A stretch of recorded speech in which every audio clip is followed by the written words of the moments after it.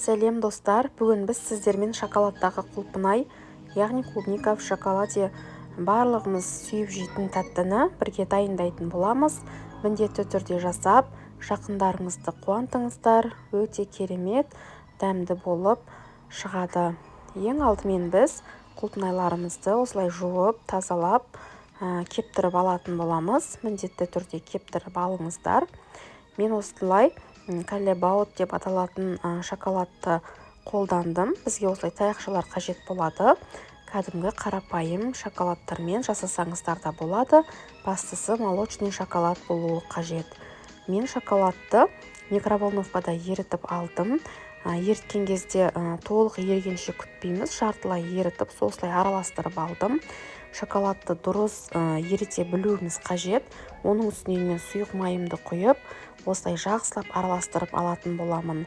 Егер сіздерде шоколад қатты еріп, ыстық болып кететін болса, онда міндетті түрде суығанын күтіңіздер.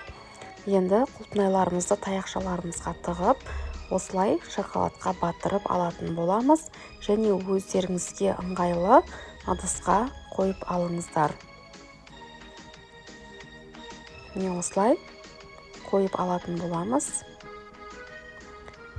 Достар, шоколадты жаңағы ыстық суды қайнатып, яғни водяной баня дейміз ғой, солай ерітіп алсаңыздар да болады. Бастысы қатты ыстық болып еріп кетпеуі қажет. 29-30 градустан асып кетпесін. Міне осылай дайындап, қалған құлпынайларымды да шоколадқа батырып, мен пергамент қағаздың үстіне қойып алдым.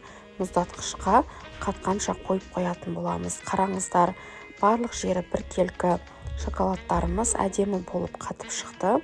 Енді өздеріңіздің қалауларыңыз бойынша әсемдеп алсаңыздар болады. Мен артылған шоколадты осылай, яғни артылған шоколадпен әсемдеп алдым. Торт әсемдейтін кез келген әсемдегіш заттармен әсемдеп алсаңыздар болады.